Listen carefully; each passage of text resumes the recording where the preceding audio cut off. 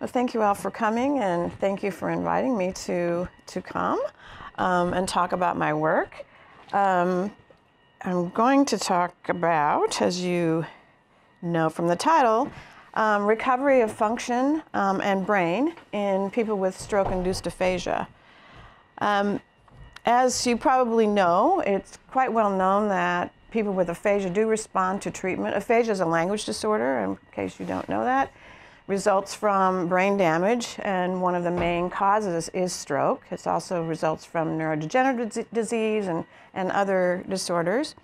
But what is really quite well known in the literature, and there's many references, and if you want them, I can send them, but that treatment does improve language behavior in people with aphasia.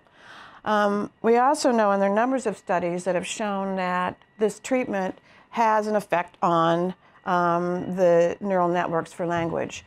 However, there's very little that's known about the neurocognitive mechanisms that support language recovery, or recovery of any disorder for that matter. I mean, what our conventional wisdom is right now has not changed in many years, actually. It's been suggested that it's the ipsilateral tissue, that is tissue on the same side of the brain that's damaged, that's recruited for recovery, or contralateral, which would be right hemisphere, obviously in most patients who are left hemisphere dominant for language, suggesting that the right hemisphere homologous regions, those homologs to language in the left, would be recruited to support language, perhaps because they're biologically predisposed for language. And then more recently in the literature, this notion of peri-lesional tissue has started to emerge and become quite popular, with the suggestion that the tissue that's adjacent to the lesion is the best candidate for recovery of function. However, we don't know the answer to this yet. And this is one of the questions that we are investigating in this project that we're doing. And there are many factors that are related to recovery that have not been studied well at all. There have been a few studies of perfusion showing hypoperfusion in people with acute stroke, but also a few studies looking at chronic stroke, and so on.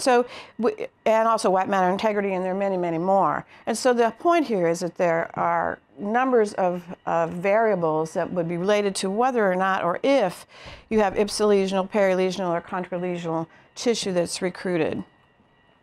So what I'm going to talk about today are some preliminary data, and with emphasis on preliminary. None of this has been published yet. And it's derived from the Center for the Neurobiology of Language. Our center includes three sub-projects. One is focused on recovery of naming in people with aphasia. One is focused on recovery of spelling in people with aphasia, and my project is focused on recovery of sentence processing in people with aphasia. We also have a neuroimaging and data analysis core headed up by Todd Parrish, and I'll introduce these people later. An administrative core where we bring all the data that are derived from all of the different sites into Northwestern, where they're all analyzed the same way. And we have an impressive board of advisors: Sheila Bloomstein, R.G. Hillis, Marcel Mejelim, Gabriele Michelli, and Myrna Schwartz. And so we were lucky enough to be funded by the National Institutes of Health with $12 million for this particular project. We are now it started in 2013, and we're now halfway, we've just now almost just started year 4.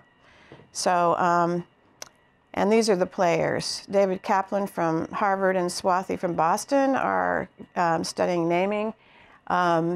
Recovery in the Boston region. Brenda Rapp at Hopkins is studying dysgraphia, and Todd, of course, is the neuroimaging person, and I'm studying sentence processing. So the aims of the study are to look at, or the whole project is to look at the recovery of language and cognitive function in people with chronic stroke-induced aphasia. Now we have two arms of the project, and one is for people who receive treatment and one is for those who do not. So we're really looking at natural history in the chronic stage of recovery, which to my knowledge there are no studies. Natural history studies are typically constrained only to acute. And then we are interested mainly in studying the neural mechanisms of language recovery. So what are the changes in bold signal? What about perfusion? What about all these different kinds of things, which I'll tell you in a minute. And another big part of this study is to look at biomarkers of recovery.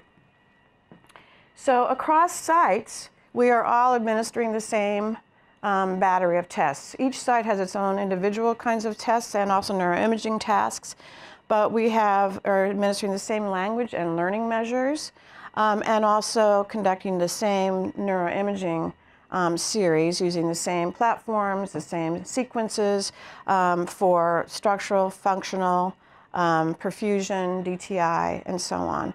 So at the end of the day, we'll have quite a lot of data, we hope, to be able to answer some of our bigger questions that we have.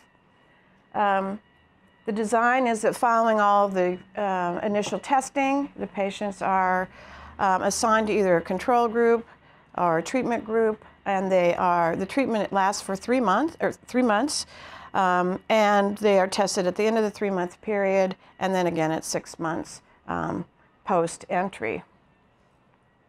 So far, in years 1 to 3.5, year 3.5, we have studied 73 participants, which is pretty good. It's less than what we had hoped for, but 73 is a lot. We have 54 experimental treatment participants and 19 natural history controls. And these are the numbers from across our experimental sites.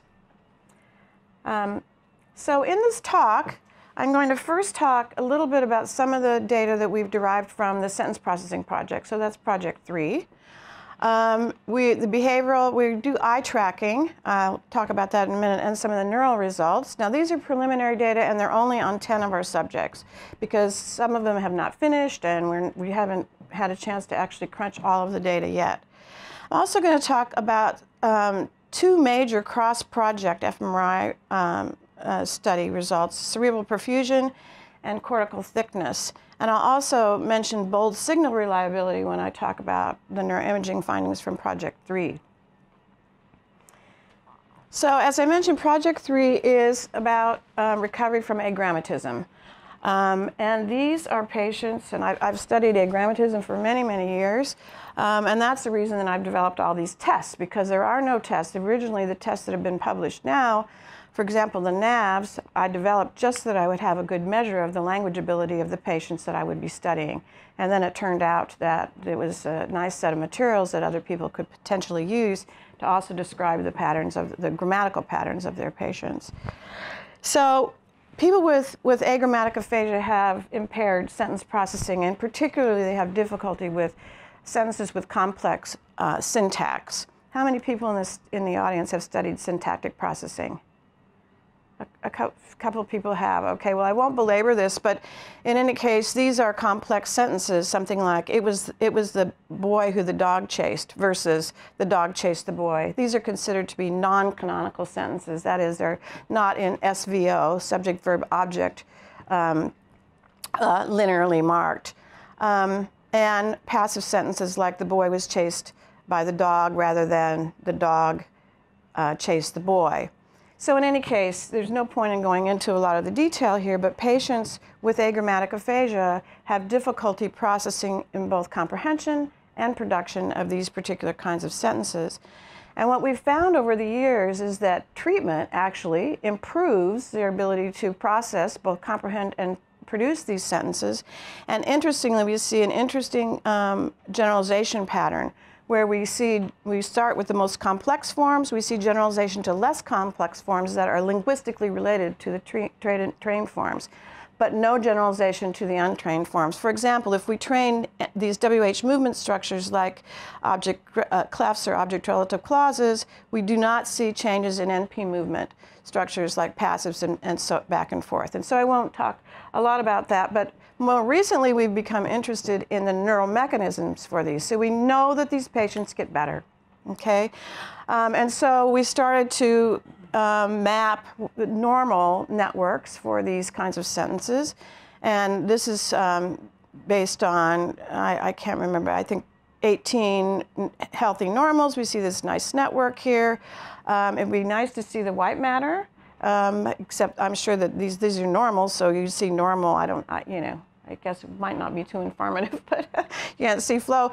But we see somewhat difference in terms of the passive sentences or NP movement structures. Okay, so the participants in this study all had agrammatic aphasia, and relatively spared single word comprehension for both actions and objects. They show these interesting word class production deficits where their nouns are much less impaired than verbs. And the reason for that is verbs are we think, are central to grammatical sentences. You can't have a grammatical sentence without a verb. Try it. Doesn't work. Also, we track their verb argument structure, and these are the obligatory elements that go with verbs, such as agent, something doing something. You know, someone has to do eating, so eat has to have an agent, and you need to eat something, so it has to have a theme. But something like run doesn't require a theme, right? So run has an agent, someone doing the running, but there's nothing, no object in the object position. So patients with agrammatic aphasia have more difficulty with verbs with more complex argument structure. So this is one of our diagnostic criteria for agrammatic aphasia, are patients who show this argument structure complexity hierarchy, where the more complex verbs are more impaired than the simpler verbs. And then importantly, and this is where the focus is here, is that these patients show impaired processing of both comprehension and production of non-canonical sentences, whereas their canonical, simple SVO sentences are typically spared. And just to give you an idea of all of the things that we're doing, this is just for the first series of subjects. We've run 20 subjects so far, 16 treatment and 4 controls. And these are just all the measures that we're giving, and we look at their noun-verb ratio in spontaneous speech, as well as the proportion of grammatical sentences, and so on. Okay. And then to give you an idea, how many people have seen a person with aphasia? Okay. How many people have seen the brain of a person with aphasia, or the scans? Yeah, right, good. Okay, so you might be surprised that agrammatic aphasia is associated with so-called Broca's aphasia. Well, and the wisdom prior to neuroimaging and being able to actually really look at the brain is that these patients that show this pattern had lesions in the inferior frontal region, i.e. Broca's area. But you can see that these patients have very large and extensive, most of them, left hemisphere lesions. Look at this person's lesion. They all show the same pattern. So we're still trying to understand why that is, but absolutely it's not true that agrammatic aphasia or Broca's aphasia Broca's aphasia patterns result from only an inferior frontal lesion. It's absolutely not true. So this is the first 10 participants that we ran, and the rest of them show very, very similar patterns, and patients we've run over the years. So what we've done in this study is these are the treatment group and the untreated group. And as I mentioned, we're interested in these NP movement structures. We're training passive sentences with adjunct clauses, such as the boy was chased by the girl in the park. This is the only structure that's trained. And then we test these others for generalization. I won't go into the details here, but we expect generalization to these less complex structures that rely on NP movement, but not to object clefs, which rely on WH movement. The other thing we're really interested in here, as I said, is we've shown in many, many studies that patients can learn these structures and they do generalize, okay? But we really want to know why. You know, what are the cognitive mechanisms how is the brain changing? How is their cognitive processing changing? So something that we added recently to our whole protocol and is very central to what we're doing now is eye tracking. Are people familiar with eye tracking? Right, good. So this is a visual world paradigm. And what we were interested in knowing is, does online sentence processing become more normal or normal-like as a result of language treatment? So there's two possibilities. One is that they could start to recruit some of the cognitive processes that are used normally, or the other is maybe they're using some sort of compensatory strategy or some sort of heuristic strategy to be able to solve these sentences. We know they can solve them at the end of treatment, but we don't know why. So we added that in. Okay, so all of our participants actually we do the eye tracking protocol both pre and post treatment, and we also have done it twice to look at eye tracking reliability. Okay, so here are the treatment results. These are for the first 10 participants, and you can see here that these are the trained structures, exact untrained same structure, and we see acquisition for this. These are group data, but all of the patients show the same pattern except for one of acquisition. This is comprehension and production. And we also saw generalization to the linguistically related structures, so to shorter passive sentences as well as unaccusatives, but little or no change in WH movement structures or object clefs. So this is a pattern that we've seen in numbers of studies. So turning to the eye tracking task, this task is, excuse me, the eye tracking task is just a simple sentence picture matching test. It's used in a lot of psycholinguistic testing. So they're presented with two pictures that have reversible action. So a woman lifting a man and a man lifting a woman. And they simply we're tracking their eyes. The task is to point to the picture, but we're really tracking their eyes as the sentence unfolds. So there are active sentences like the man was lifting the woman, which would be this target, or the woman was lifted by the man, which would also be this target. Okay? And then what we do is track their eyes as the sentence unfolds and bank it into regions. So for the first NP plus auxiliary, then the verb, and then this last bits of the sentence and the sentence end. And these are the results for that task. These are our age match controls, and we've also now replicated this with, we've showed the same thing in healthy young normals. And we also see high reliability. That paper is published in, I think, Journal of Neurolinguistics if you're interested in it. But if we're looking at change over time, one of the things that we really needed to do was look at reliability of eye tracking. So do people show the same eye tracking patterns over time? And it turns out that they do, which was really quite amazing to us, or we're glad to see that. Anyway, I won't go through the details. Of those of you who understand or know eye tracking, we're tracking their eyes over time. These are the proportion of looks to the target. So we're just tracking which one they're looking at as they're deciding. So if you're hearing a sentence, when in the course of the sentence do you actually pick which picture is the right one? So here's the NP, first NP region, here's the verb region, here's the second NP or prepositional phrase region, and then sentence end. And healthy people actually show what's called an agent first strategy. So when you hear something like the man was, you all automatically build an active sentence. So you think the man is going to be the agent. So the initial looks are always to the active sentence. This is active, these are passives. And so the looks are not to the sentence with the agent in the theme position, okay? So as a sentence unfolds, though, and you get to this past the verb position, the healthy listeners know, they reanalyze the sentence, and they know that the man and the passive was not the agent. They have to reanalyze it and code it as theme.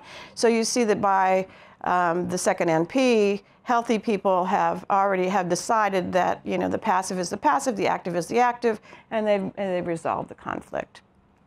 Okay, but aphasic people, here's their these are for the 10 patients, these are pre-treatment, and you can see that they show no distinction between the two.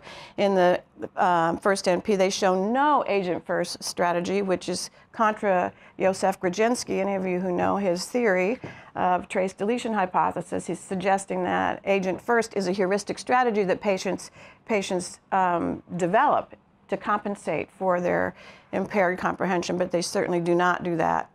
So this is pre-treatment, and they do not respond correctly. They're incorrectly identifying the sentences.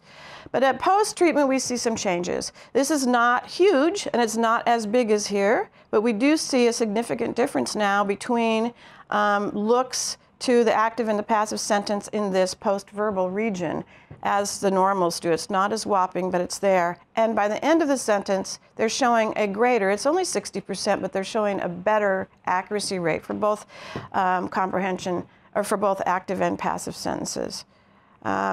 We also looked at the correlation between treatment change, so how well these patients responded to treatment, and their target advantage, or their looks to the proper item in eye tracking, and there's a high correlation and significant. So greater treatment changes resulted in more normal-like eye movements. So these are muddied by a little bit by the patients who did not improve as well. Okay, so turning to the fMRI results, as in the eye tracking, we also are interested in reliability. This is a big problem in neuroimaging, as I'm sure you all know, that most of you do neuroimaging. But so we wanted to do 2 pre-treatment scans, and we also did 2 post-treatment scans, and looked at reliability of the bold signal across scans. So before I talk about the reliability data, though, I'll introduce what our FMRI task was like for this, and it's very similar to the other tasks. This one, though, is a picture verification task where they see a picture. There's a 500 millisecond, the picture is presented for 500 milliseconds. Then they hear a sentence. The man was lifted by the woman, and they just have to respond by button press of whether or not the sentence matches the picture or not.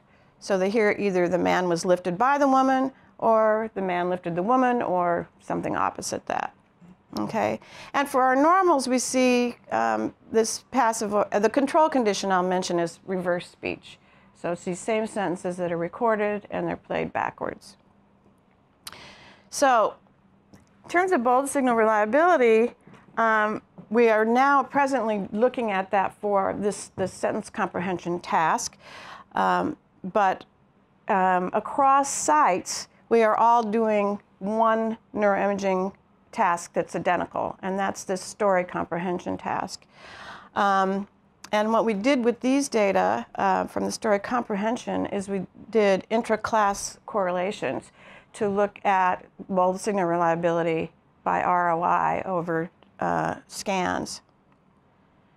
So just to show you the task of real stories, which I'll only play a second of this. You can't hear it. Never mind. There's no audio, I guess. That's okay. Let me try it again. Maybe it wasn't plugged in. Oh, here. The father said, if you would let go of the candy, you could easily remove your hand. Well, you really can't. Anyway, it's just that story. And then the reverse control. How many have heard reverse speech? One person has. Okay, so they're real stories versus we take the exact same stories and reverse them.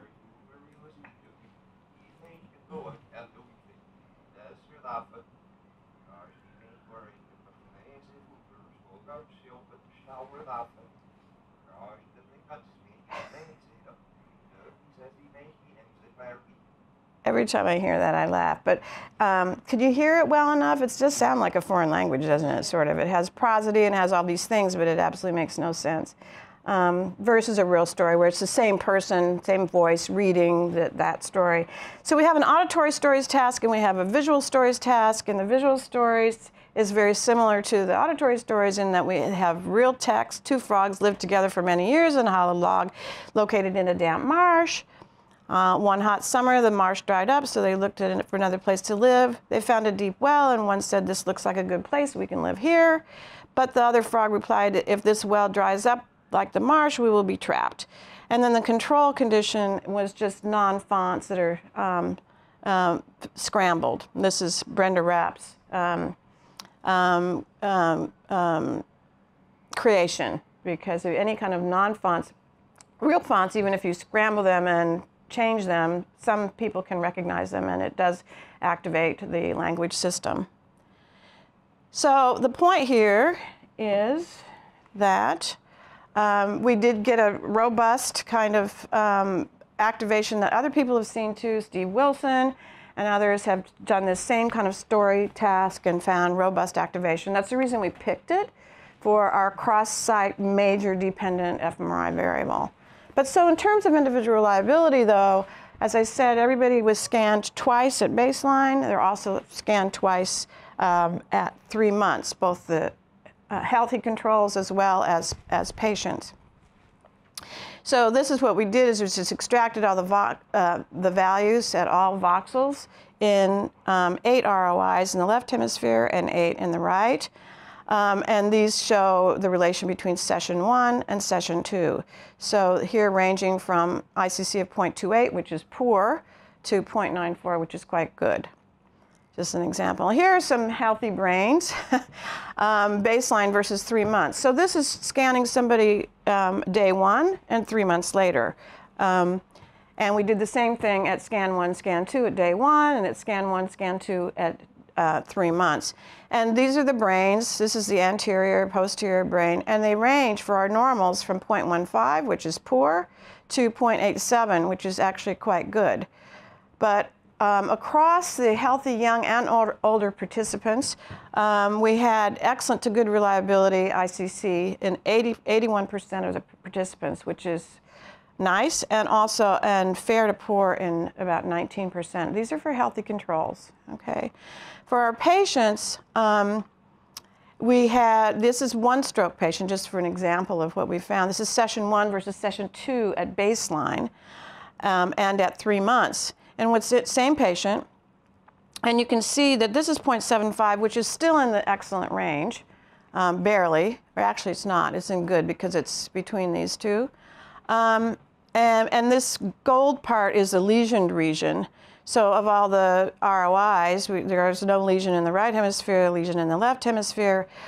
What's interesting here, though, is that at 3 months, there's better reliability. So perhaps, you know, that reflects their language processing, that the scan is more reliable once they're, you know, performing the task better.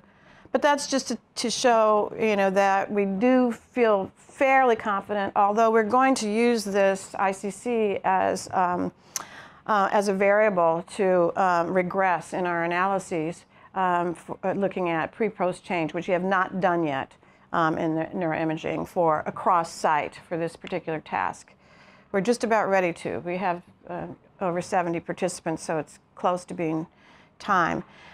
One thing, though, factors affecting ICC in the patients is that, this is for both visual and auditory stories, is language ability. So better language ability results in higher reliability across sessions. So that's kind of in keeping with what I was suggesting. At 3 months, the patient's language processing is better, so they're showing better reliability, and that holds for the whole group. Signal quality, however, does not relate to it, which is really good news. Okay, so turning back to the Project 3 results, again, this is for the sentence comprehension task of sentence picture verification. We saw a significant increase in accuracy and decrease in reaction time for the passive sentences, although it's not whopping on the fMRI task itself while they're in the scanner. You know, I'm not sure exactly what that means in terms of accuracy within scanner. You know, sometimes, and also reaction time. In some series, we've found the reaction time actually increases with treatment, okay, in the scanner. And it could be because they're using more cognitive effort, that they're, you know, taking more time to process, that they know how to process it, they're not just lying there sleeping. In any case, I'm just going to bump through the patients because these are individual scans, okay? And what you'll notice that there is change in all the participants except for one. These are, this is the passive over control condition, which is backward scrambled sentences and passive sentences. And you can see that there is upregulation here, upregulation and downregulation in the occipital lobe. That means lesser activation at post-treatment than at pre. Here is 2 more subjects showing mostly downregulation for this participant, and again, only occipital downregulation in that participant. I don't want you to belabor the details at all. The point here is only just to show that there are changes that are associated with treatment, and you do the opposite contrast and there is no difference. And then finally, this is our last subject. There was only one participant who did not show any differences at 3 months versus baseline. And it turns out that this patient also did not improve in treatment. Okay, so here's the overlay maps of these patients. Now, these overlays reflect the number of participants, and you can't really see it. But there are some participants who show, some regions that show more than 3 of the 10, more than 4 of the 10 that show the same activation pattern. Now, this is really hard stuff because there's so much variability, not only in neuroimaging and activation patterns, but there's also huge variability in terms of lesions and all kinds of things that, you know, so we first look at these data, it's so depressing. You just like, what is going on here? Why are we not seeing more homogeneity? But so we looked at it by hemisphere and charted out, and this is just starting point for these first 10 patients, okay, about what we're going to end up doing with these data. I'm not absolutely certain at this point what the final set will look like. But essentially, these are the regions in the left hemisphere and in the right hemisphere that showed changes from post-treatment over pre-treatment, and the number of participants who showed changes in those regions. Okay, and these green ones, there were at least 4 participants, and in the orange, there was at least 3 participants. So those are the ones that are highlighted here. And you can see that there's frontal regions that are bilateral, and posterior regions that are mostly right. And you can just, by looking at this, it's mostly upregulation rather than downregulation. As I was pointing out, some of the downregulation in the maps. But it turned out to be mostly occipital. It's also most of our changes in the right hemisphere rather than the left. And most of the change in the left is in the frontal region. So that's also curious. We don't know whether or not these patterns are going to hold, though. But so the summary of the fMRI is that activation changes were observed more consistently in the right hemisphere. This may relate, obviously, to variability in the lesions. You saw some of these patients, they have complete, you know, it looks like almost complete cortical tissue loss in the left hemisphere. It's not complete, but some of them are very large lesions. Upregulation is observed more frequently than downregulation. Now, we see activation in bilateral frontal regions, that is upregulation. You know, this, when we wrote this grant and we were really thinking conceptually about, you know, theories of recovery, one that we thought about was this scaffolding theory of aging and cognition, which in normal aging, there's an increase in bilateral frontal lobe activation that seems to be associated with cognitive control or changes in executive function. So we hypothesized that it could be possible that with recovery you might see recruitment of bilateral frontal lobes just because it's, you know, more domain general recruitment. And it turns out that this supplementary motor area, which we did see activation in a lot of subjects post-treatment bilaterally, is part of the domain general demand system. The other finding was bilateral, mostly right, temporal parietal regions were activated. And we think this might have to do with, although I'm not hanging my hat on this yet, is that it maybe has to do with verb argument or thematic role integration, which is what we think is changing. That's what showed up in the online processing, that these patients are, the ones who are improving are showing online more normal thematic role processing. And so, and our previous work, I don't know if you know it or not, I've studied verbs a lot and verb argument structure and looked at neuroimaging, both healthy and and brain-damaged people and how they process verbs with complex argument structures and so on. And we find that argument structure complexity is associated with posterior peri-sylvian activation. And so we also, Aya Meltzer-Asha and I wrote this summary paper in 2014 looking at all of the literature that's looked at verb argument structure, and it turns out that we do believe that verb argument structure integration is posterior. So for summary for project 3, what time did I start? 12:30? We're still okay, good. So for project 3, we found significant treatment effects in all but one participant, so that is changes in both comprehension and production. We see, as we have in many other studies, that there's generalization to linguistically related structures, but not to unrelated structures. We see changes in online sentence comprehension. We also have an online production task that I didn't have time to, I took it out of the talk because there's just too much to share right now. But we see similar kinds of changes in production in the online processing. General bold signal upregulation of activation post-treatment in both hemispheres, bilateral, and good to excellent bold signal reliability for both patients and controls. So that's that. And why is this not advancing? Okay, so now these are results that we just analyzed, okay?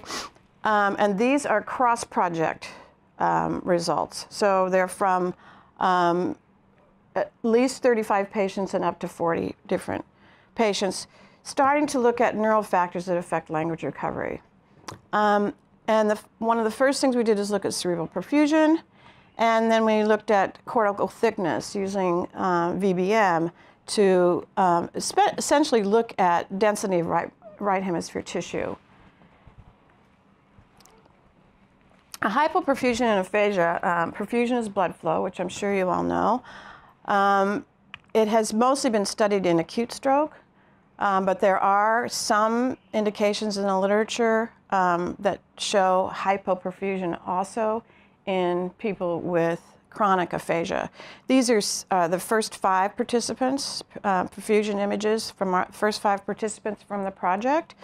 And you can see that across all the language areas in the left hemisphere, they showed decreased perfusion. This is normal level.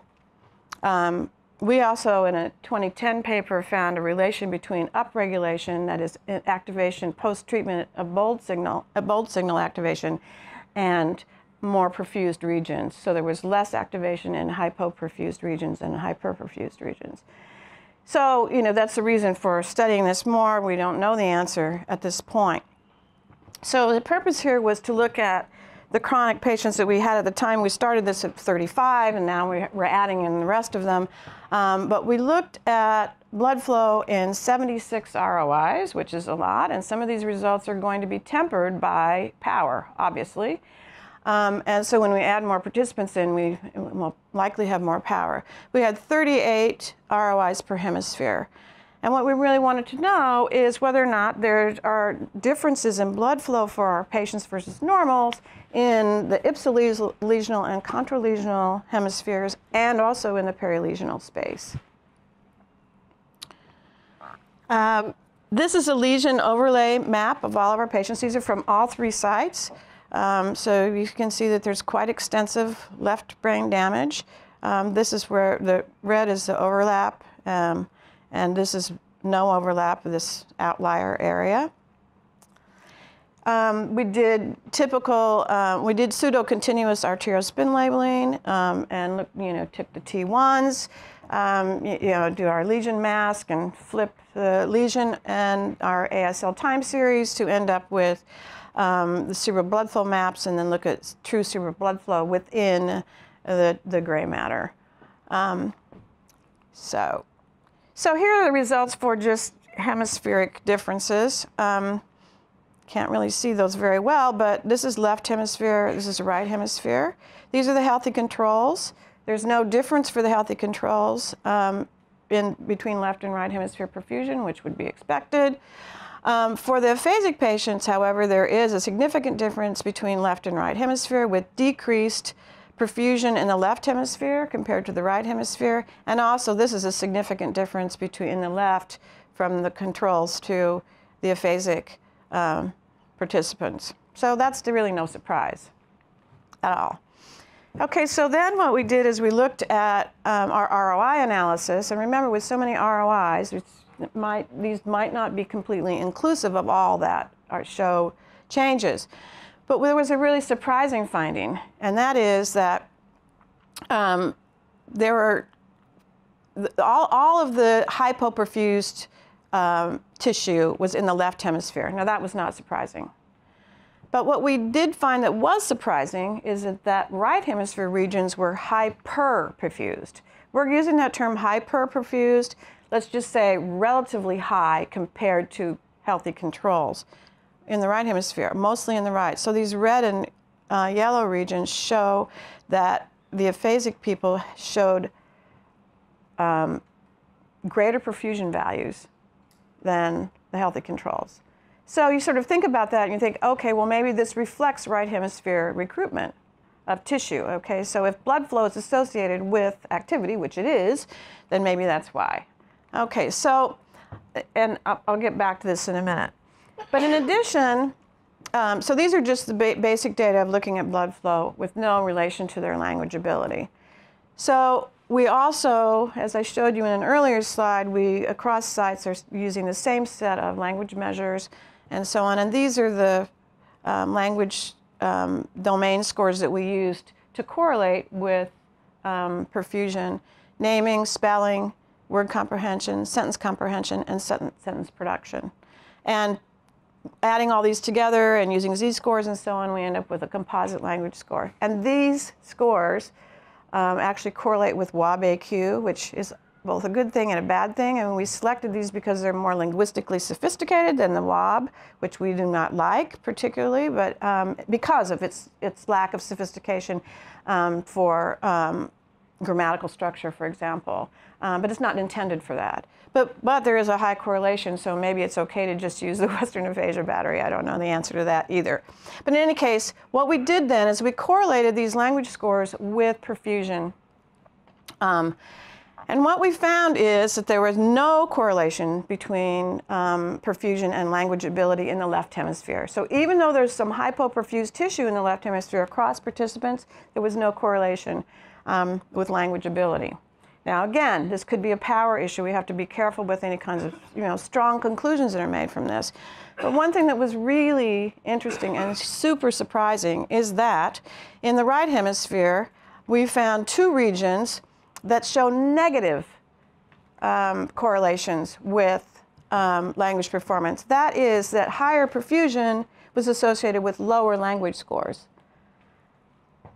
In two regions, the anterior inferior temporal gyrus and the supramarginal gyrus, or supplementary motor area, sorry.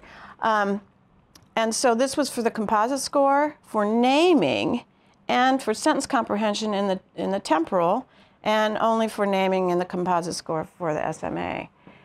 Okay, so we'll sort of table that result for a minute, and I'll tell you what I think about it, and would really be interested in knowing what you think if you have thoughts on it later. But I'll come back to this. So, perilesional perfusion. This was also not a surprising finding. We did lesion dilations to identify a 0 to 6 millimeter ring around the lesion, as well as a 6 to 12 millimeter ring.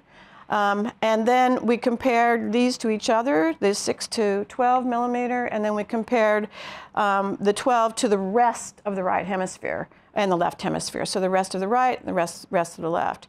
And these bars show the perfusion values for 0 to 6, which was significantly less perfused, hypoperfused compared to the 6 to 12 millimeter ring, but no difference between this ring and the remaining hemisphere in either the left or the right. So showing hypoperfusion in perilesional space, which really is no surprise, but when we kind of think about all this all together, what does this really mean in terms of theories that suggest that this perilesional tissue is the best, has the best properties for recruitment of language function. Right now, we're just starting to look at bold signal in perilesional space. So the extent to which it is or is not recruited, but it's complicated. It's really complicated. Todd is actually thinking about looking at ribbons of perfusion rather than regions of perfusion. So we're still working on this about relation between this and activation. So summary of perfusion findings. Hypoperfusion, left hemisphere only, no correlation with language ability. Hyperperfusion was greater in the right hemisphere than in the left, and again, hyper, let's say relative perfusion. Significant negative correlations between right hemisphere perfusion and language ability in two regions, anterior temporal and SMA.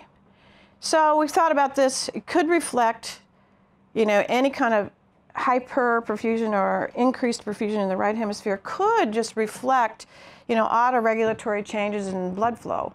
Because if your left hemisphere is damaged, then it could, change, all of the perfusion in the right hemisphere, pushing more blood into the right hemisphere. If that were the case, you wouldn't see these regions of interest, I don't think. She would see it more all over the brain.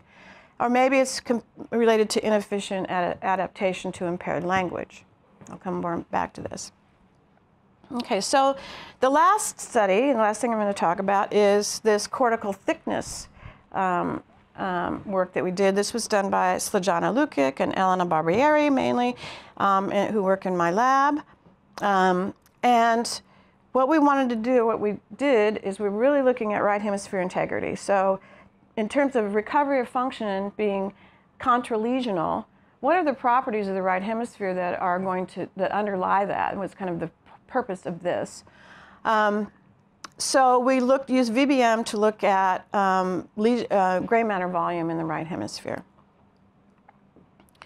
Now these are the participants. In this series there were 40 strokes across sites and 40 cognitively healthy people. These are the lesion overlay maps, looking a little bit like the other one, but more overlapping tissue in this series.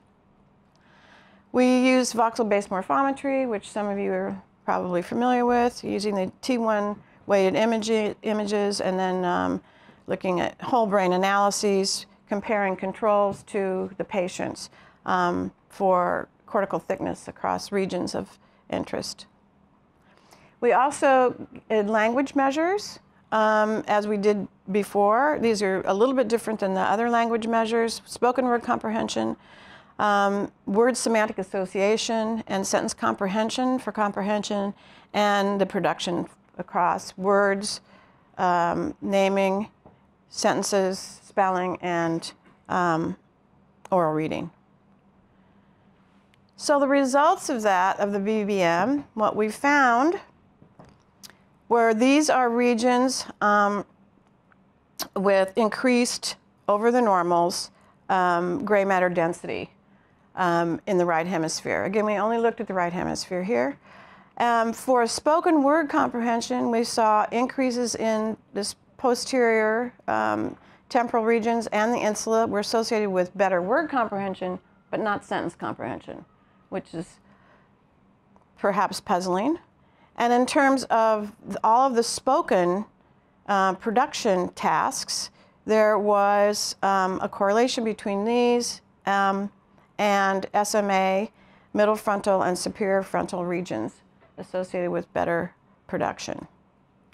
So in addition, just to sort of get our heads clear about this a little bit more, we also did voxel-based lesion symptom mapping with these same patients, and all of them showed temporal lobe lesions were associated with this word comprehension tasks and sentence comprehension.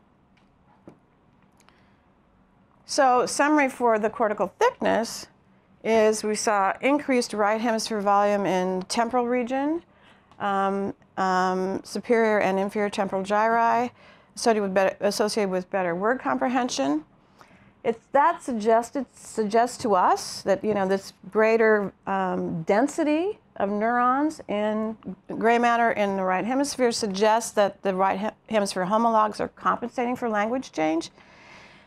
It could be that, you know, this is associated, and it was for word comprehension, maybe lexical access during word comprehension recruits that the aspects, these areas in the left hemisphere. And that's been shown in some other studies too, or suggested in other studies. And then increased right hemisphere volume in the frontal regions was associated with better language production. So let me summarize the Crossproject findings. And here's where we have a bit of a bugaboo. The perfusion, remember we saw this inverse relationship between perfusion and language ability, all in the right hemisphere still, not in the left. For cortical thickness, though, we see this complementary relationship. That is, that greater thickness is associated with better language performance. So why the discrepancy? What I had predicted, what I had hypothesized is that these two variables should correlate with one another. We have not done that. We just learned this and put this all together. And so we're going to run some correlational analyses and do some other things. We'll be also adding more participants into the series. But, you know, there is a paper by Chen et al., and maybe some of you know some other papers or have some other ideas, is that alterations in blood flow, according to this paper, may increase a neuronal toxicity and cause neuronal loss in some regions. For example, in this particular paper, they studied Huntington's chorea, patients with Huntington's chorea, and they found increases in blood flow as well as atrophy within the pallium or the globus pallidus. It also may be related to inefficient language processing, and one thought about this would be that maybe there's more effort. There could be increasing blood flow to a particular region in the brain, but it's failing to affect functional neural networks, perhaps because it's inefficient processing. I mean, just making that up, but it might be right.